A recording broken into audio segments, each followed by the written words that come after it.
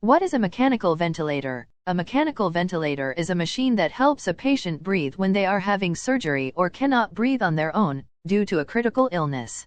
The patient is connected to the ventilator with an artificial airway that goes in their mouth and down into their main airway or trachea.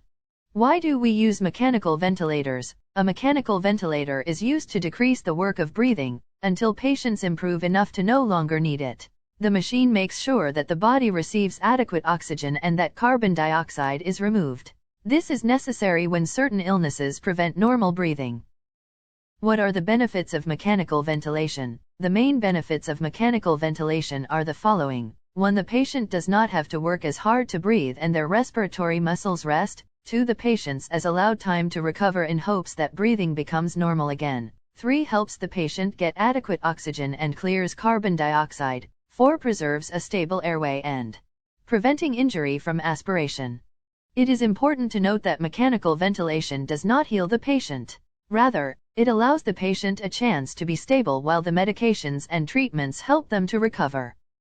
What are the risks of mechanical ventilation? The main risk of mechanical ventilation is an infection, as the artificial airway may allow germs to enter the lung.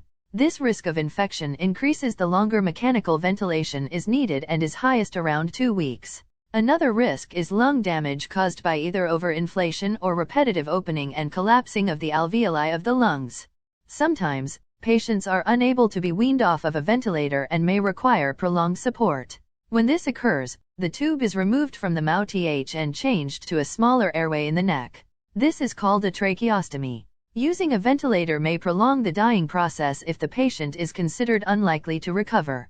Thanks for watching. Don't forget to subscribe.